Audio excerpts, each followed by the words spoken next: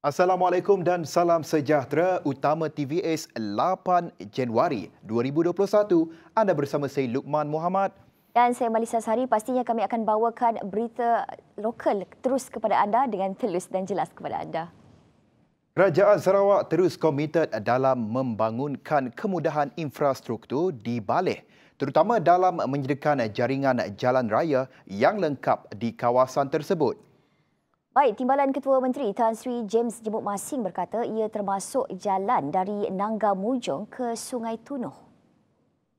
Lihat tu, jalan kita dah balik ke Mujong. Nak ada jalan kita. Kesuat sudah bisik, Kulu Baliah sudah bisik, Kulu Gad sudah bisik. Lagi nak balik ke Mujong sudah bisik. Hai Mujong. Jelas Masing yang juga ahli Dewan Undangan Negeri Baleh, jalan yang akan dibina sepanjang 77 km itu akan masuk ke kawasan Nangga Mujong, Rumah Bangkong, Sungai Banyau, kawasan Jambatan Sungai Paku, Jambatan Sungai Majau, Jambatan Sungai Melinau dan terus ke Sungai Tunoh. Katanya projek jalan raya itu telah diluluskan dan dilaksanakan di bawah rancangan Malaysia ke-12 RMK-12. Beliau berkata demikian semasa Majlis Pemimpin Bersama Rakyat Anjuran Bersama Pusat Hikmat Adun Baleh di Rumah Bangkong, kampung sebelah Sungai Mujong. Dalam tempoh 4 tahun, jaringan terputus laluan pesisir antara Sebuyau dan Teriso akan dilengkapi Jambatan Batang Lupar. Majlis Pecah Tanah Projek Pembinaan Jambatan Batang Lupar akan diadakan pada 18 Februari depan. Demikian dedah Menteri Muda Infrastruktur dan Pembangunan Pelabuhan, Datuk Julaihi Narawi.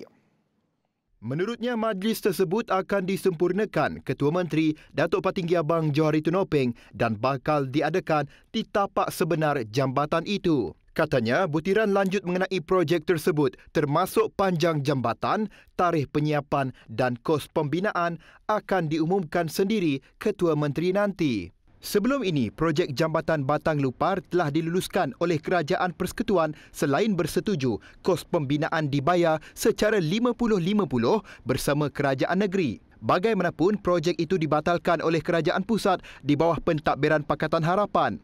Namun kini Kerajaan Negeri mengambil inisiatif untuk meneruskan projek itu yang dibiayai secara penuh demi kesejahteraan rakyat di negeri ini, khususnya di kawasan pesisir.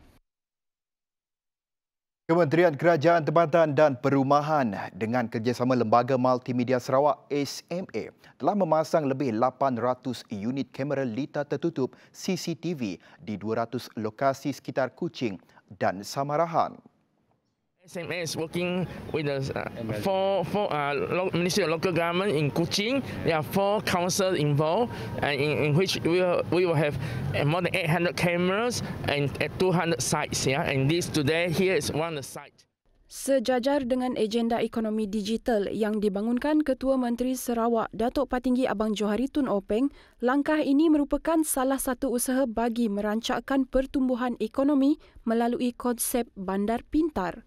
And one of the reasons why we're doing that is because CM Abang Johor was talking about digital economic, digital and so on, smart city, and local government needs to work together with the Sarawak government so that we can have integrated smart city. Pemasangan CCTV tersebut melibatkan kawasan di bawah Majlis Bandaraya Kuching Selatan MBKS, Dewan Bandaraya Kuching Utara DBKU, Majlis Perbandaran Padawan dan Majlis Perbandaran Kota Semerahan. Katanya lagi teknologi ini membantu mewujudkan persekitaran yang lebih selamat kepada komuniti dalam pencegahan jenayah dan vandalisme, kawalan trafik, amaran banjir dan meningkatkan kawalan keselamatan harta benda di kawasan CCTV berkenaan. Segala maklumat yang diperoleh melalui Smart City CCTV akan disalurkan kepada Pusat Operasi Bersepadu Sarawak SIOC sebelum diagihkan kepada badan-badan berkuasa yang terlibat. Just now you see the Sarawak Integrated Operation Center. That means that all this information will go to one place, and from there it go to different agency, be it the local government, be it the police, be it so on. Sementara itu, rata-rata penduduk sekitar menerima baik pendekatan ini. So, aku setuju sebabnya satu untuk info untuk game dan sesak, kedua untuk jenayah. Ya aja lah. Yang baguslah sebabnya macam dia dapat membantu macam jenayah-jenayah ke yang kes lagut ke bukannya ada CCTV, jadinya dia dapat membantu dia lah. Baik, lagi berita tempatan. Tentera Darat Malaysia TDM mahu meningkatkan kemudahan pengawasan di sempadan khususnya di kawasan jajahan Medan Timur di Sarawak, kata Panglima Medan Timur Tentera Darat Lieutenant General Datuk Marzuki Muhammad. Kemudahan yang ada sekarang masih tidak mencukupi. Jelasnya kemudahan ini mempengaruhi keselamatan orang awam terutama di kawasan sempadan serta jalan tikus. Kebanyakan aset yang kami perlukan adalah untuk tentera darat, untuk benteng ni pun pertama sekali macam dari segi aset-aset untuk surveillance macam drone dan sebagainya, insyaAllah. Macam sekarang ni aset yang kami ada tu tidak mencukupi untuk kami melaksanakan tugas dengan lebih.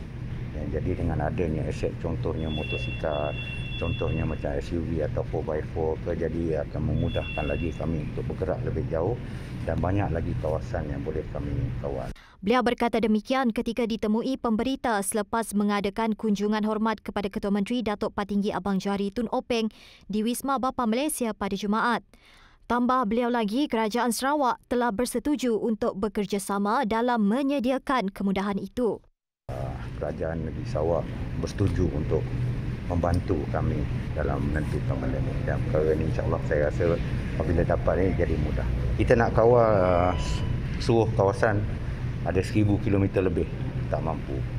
Tapi kita pasal tu saya kata campur dengan aset, kita perlu susun dengan strategi kami dan insyaAllah saya rasa pengekangan keselamatan di kawasan sempadan boleh kita bertingkat. Sementara itu, tujuan kunjungan beliau juga bagi memperkenalkan diri kepada Ketua Menteri. Untuk rekod, beliau mula bertugas pada 20 November 2020 menggantikan Panglima Medan Timur Tentera Darat yang lalu iaitu Lieutenant General Datuk Muhammad Zakaria Yadi. Seperti yang diputuskan sebelum ini, Jabatan Kerja Raya JKR Sarawak akan menempatkan 2 pegawai di setiap pangkalan feri di negeri ini. Ini bagi memastikan setiap prosedur operasi standard SOP ketika menaiki feri dipatuhi. Tinjauan TVS di pangkalan feri Saribas mendapati para pengguna mematuhi SOP yang telah ditetapkan sebelum ini. Malah ia sekaligus meningkatkan pemantauan serta penguatkuasaan yang dilaksanakan. Ikuti laporan yang disediakan wartawan Khairil Zarif Afendi. Assalamualaikum dan salam sejahtera. Saya sekarang berada di feri Saribas di mana kami telah melihat SOP, langkah-langkah SOP telah pun ditetapkan dan antara SOP adalah seorang sahaja pemandu dibenarkan di dalam kereta ketika memasuki feri dan keluar dari feri. Manakala penumpang diarahkan untuk keluar dari kenderaan ketika memasuki feri dan keluar dari feri. Dan juga kami telah nampak 2 orang wakil JKR telah memantau di kawasan feri ini. Ternyata insiden kenderaan jatuh sungai di pangkalan feri Triso pada 1 Januari lalu memberikan impak yang drastik terutama terhadap pengguna dan operator pengangkutan itu. Malah beberapa cadangan dan tindakan lanjut telah diputuskan dalam mesyuarat di peringkat negeri membabitkan penguatkuasaan serta pematuhan SOP. Dan kita berharap penguatkuasaan ini juga dilaksanakan di pangkalan feri yang lain, terutamanya di pangkalan feri Tanjung Lilin Pusat yang saya rasa perlu juga dipertingkatkan, dikuasakan. Dalam pada itu, penduduk kampung Sebuyau menyokong tindakan penguatkuasaan tersebut. Lah penduduk mengguna feri. Baguslah. Sebab JKR tu tahu lagi bah. Macam ni cara macam ni keselamatannya. Alhamdulillah sokonglah JKR akan ringkas. Ada 2 orang nak. Ni untuk sidak memantau lagi keadaan macam ni. Betul. Macam ni tetapkan di siang. Tentang JKR 2 orang yang ditetapkan itu, pendapat kami yang sangat baguslah setidaknya ada di sini untuk mengawalkan keselamatan semua penumpang nak naik feri itu. dan penumpang-penumpang yang ada di dalam kereta di arah keluar. Sangat setujulah, nang bagus gila-gila. Dipolah sidaknya macam ya. Jangan tragedi berulang kedua kali bah. Takut tragedi berulang kedua kali kelak. Susah juga. Banyak lagi. Baik, bersua kembali lagi berita tempatan. Penubuhan Biro Keselamatan di peringkat rumah panjang disifatkan relevan bagi memastikan penghuni diberi pendedahan kepada langkah awal pengurusan bencana. Menyedari kepentingan biro itu, ia mampu mengurangkan risiko kerugian dan kerosakan terutama dalam menangani isu kebakaran yang membabitkan rumah panjang di kawasan pedalaman. Ahli Dewan Undangan Negeri Adun Pelagus Wilson Nyabong Ijang berkata, biro itu memainkan peranan penting dalam memastikan tahap keselamatan terjamin dan pengurusan tanah penduduk di rumah panjang teratur. Keselamatan api ke mana-mana. Lah kemanya sidak tu merek drill atau pengajar. Begini ko madam kapi kita milih urino dan atau orang laki makan apa urino turun pilih. Bisa kita agak pekerjaan bilang asuh sidak ya. Demi nanti merek nanti yang roman nanti mungkin kuna nemu yang merek madam api lah kita itu nemu nak madam apinya. Kursus dan latihan pengendalian alat pemadam api harus disediakan selain penyediaan peralatan yang diperlukan sekiranya berlaku kes kebakaran. Dalam pada itu, Biro Tanah di peringkat sama turut dicadang untuk ditubuhkan memudahkan urusan berkaitan persempadanan tanah. Biro Tanah. Amat yang jadi pengurusi di kereta yang mesti jadi ketua Biro Tanah yang nemu tanah ni antara tiap-tiap rumah sudah ya. Jadi kita itu sepiat tu, no sepiatnya banyak tadi tanah tu sepiatnya bisa betul. Jadi sepiatnya sudah approve development area. Kita semina ngadu ke antara tanah-tanah kita Kediri. Jadi sepiat tu dau kita minta tanah kita disukat area. Beliau berkata demikian semasa Majlis Pemimpin Bersama Rakyat Anjuran Bersama Pusat Hikmat Adun Baleh di rumah Bangkong Kampung Sebelah Sungai Mujong di Kapit. Menteri Kebajikan Kesejahteraan Komuniti Wanita Keluarga dan Pembangunan Kanak-Kanak KWKPK Datuk Seri Fatimah Abdullah mahu orang kelainan upaya yang terus berdaya saing. Malah mereka yang cacat pendengaran boleh diberi pendedahan untuk terlibat dan diberi peluang dalam bidang penyiaran. Tambah beliau lagi, kerajaan negeri mencadangkan agar golongan itu menerima latihan daripada Kolej Antarabangsa Teknologi Lanjutan Sarawak ICAT.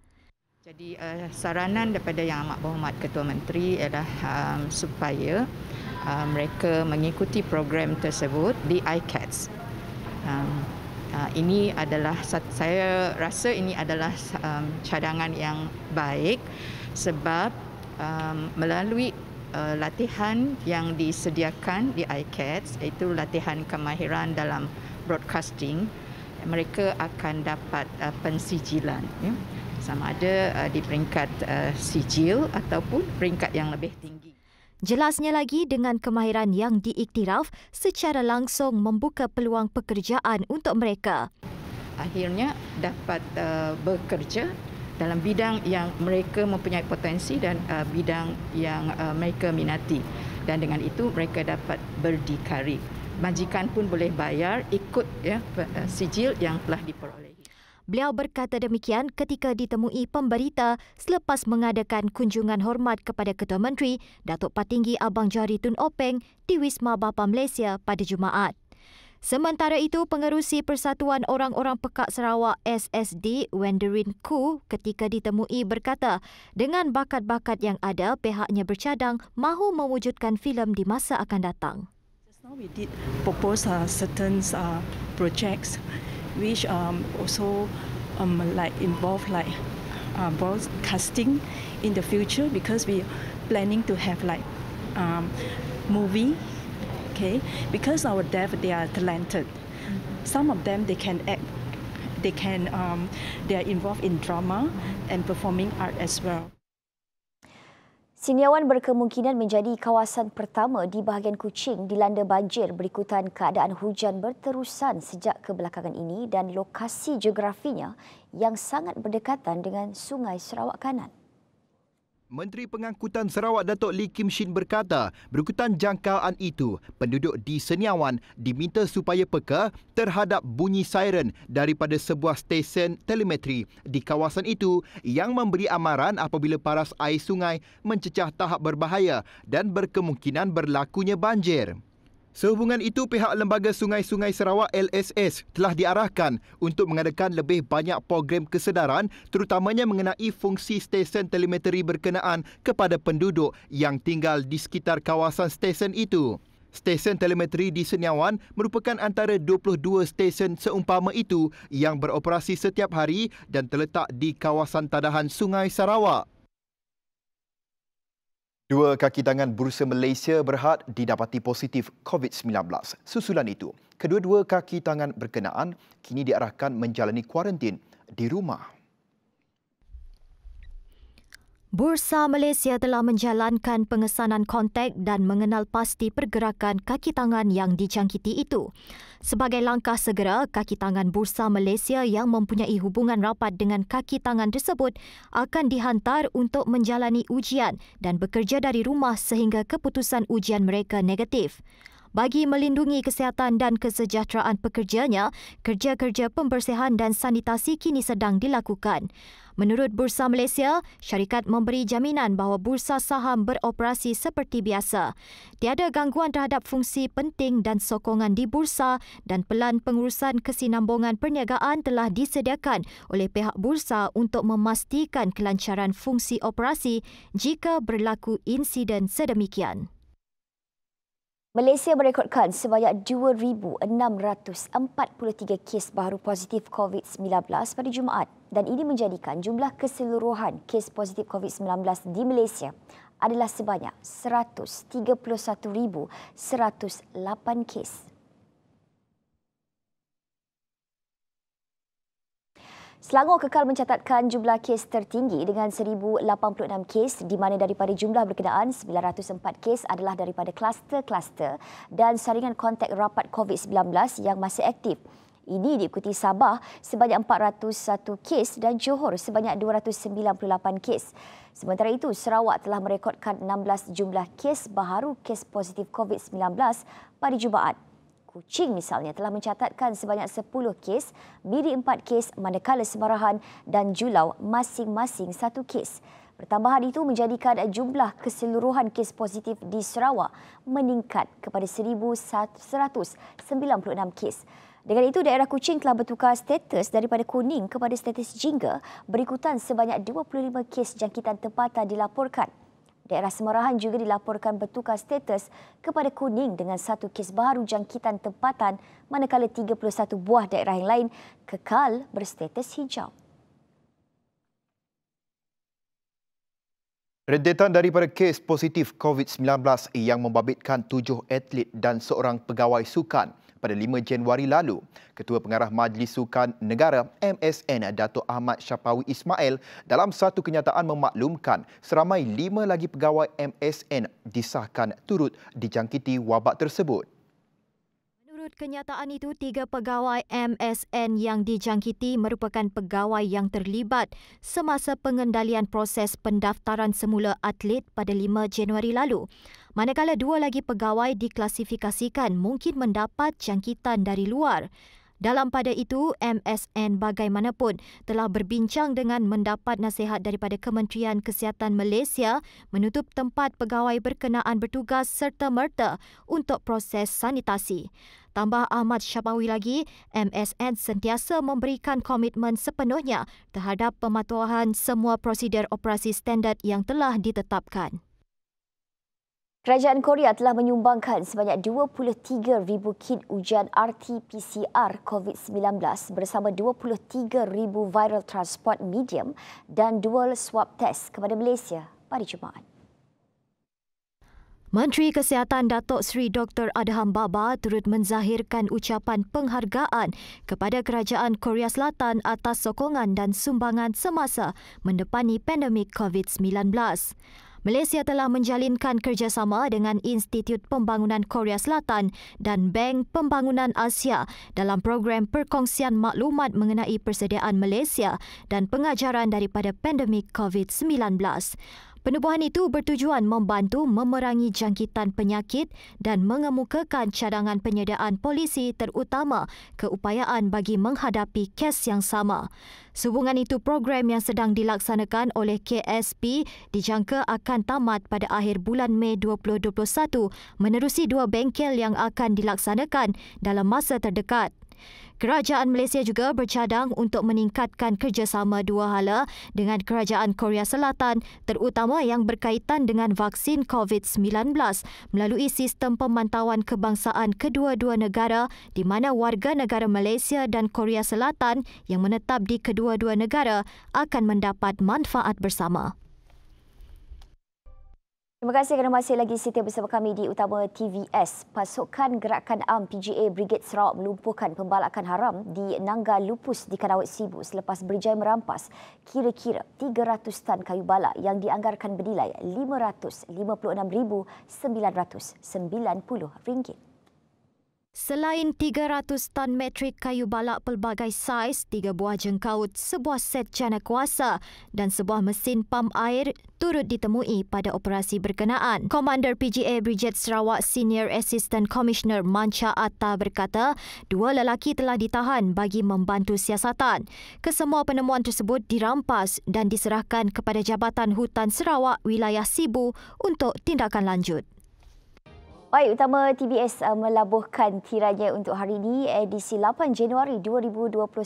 Teruskan kesihatan anda bersama Astro 122 dan saya Balisa Sari bersama rakan penyampai. Dan saya Luqman Muhammad. Salam hormat dan Assalamualaikum. Selamat malam.